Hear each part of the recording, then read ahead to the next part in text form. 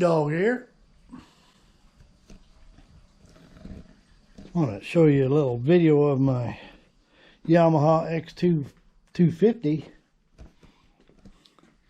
That's not it. By the way, while we're going by this bike, you can observe the proper installation of a milk crate.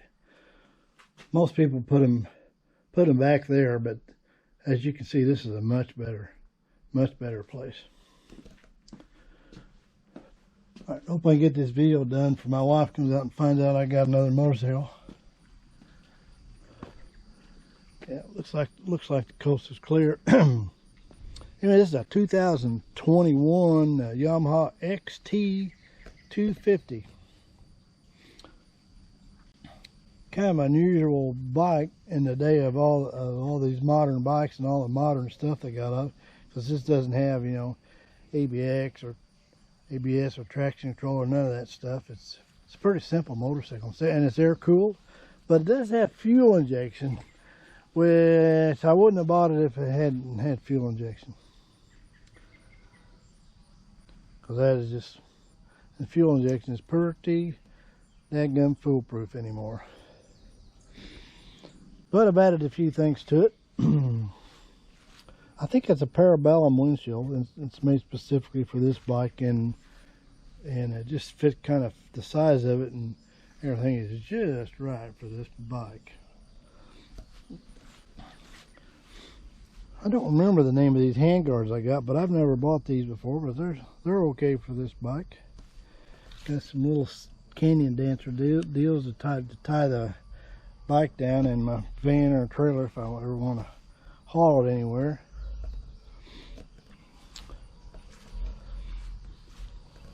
Wolfman waterproof tank bag. This is a small one. He's got two of them out.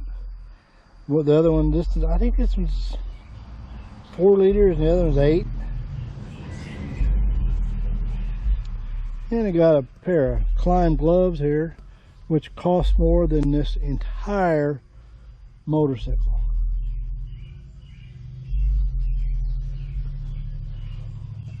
These heated grips are Bike Master, and I've never used them before, and I love these suckers. I just absolutely love them. They got a little controller here that shows you the voltage when you turn the bike on. With Yamahas, you gotta start them up for it. It powers up a lot of things. Got a voltmeter on it. How cool is that? You just push this button up. It's got 5 levels for heat for these grips, and they just seem really well made. Mounted by Garmin 610 Montana there, but I can pop it out and put my 60 CXS in there if I want to. And got me an outlet here for heated clothing, or to power all kinds of my devices that all of us have to haul around with us anymore.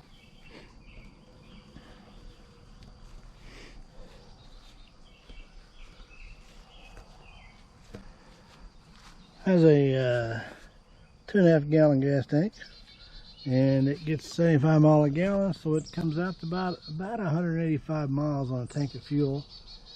They don't make a larger tank for this bike,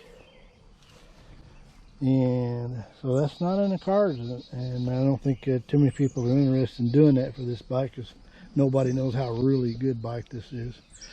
Shh, just keep that between me and you.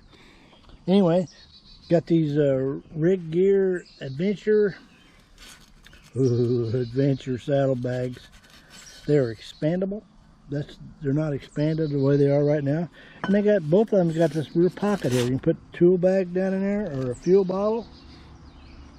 And this is the Rig Gear tail bag. They got one just exactly like this. It's probably twice as big.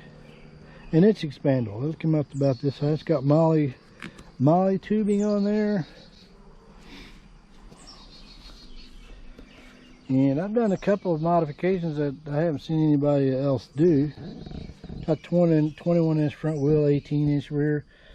But I was going to buy some of them $700 foot pegs to lower them down a little bit. All I did was get a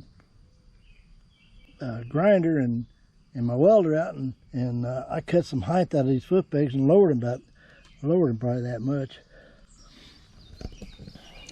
Didn't cost me nothing. And on this side, I did the same thing to the foot peg, of course, but on this side I found the distance between the foot peg and the shifter too short, and I did such a good job you can't even tell after.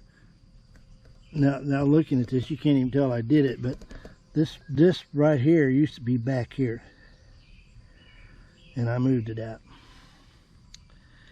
Pretty simple. Kickstand, don't have to do anything with it. The kickstand is just the exact length it's supposed to be, unlike many of them KTM kickstands that too long or too short or just break off. You know what I'm talking about. Speaking of KTMs, this has, I'm not sure how many horsepower it has. Let's just say it has 21. That's 21 more than my blown up 690 or my blown up 950. Pretty freaking impressive. That's all I gotta say. It has I didn't know this when I bought it.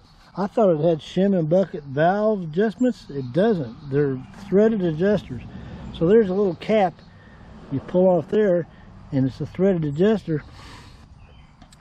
And here's something else that's a highly innovative. And there's very few motorcycles, new motorcycles that have this feature. My Himalayan had this, and this has got it. See that right there? That's a frickin' spark plug. Try to find a spark plug on your KTM or whatever you got. You can't find it.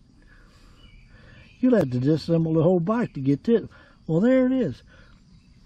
They didn't give me a spark plug wrench, but you know what? I bet I never need one. Got a little dirty.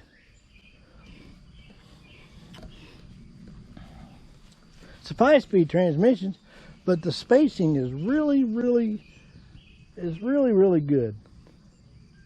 It really is. And it'll run, I haven't topped it out, but I've had it up to 70 and it was still pulling, so it'll run faster than that. But you know, 65 is just kind of like cruising along with the thing. So it has very good torque. It's a real torquey motor. First gear is really low, so you don't need to gear it down. There's just no way I'd gear this bike down.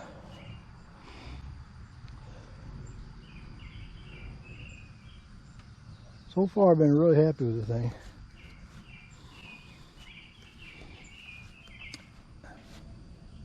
I think these have been the same for the last 12 or 15 years, however long they've made these XT250s. The old ones were carbureted, and it does have disc brakes in the front and rear.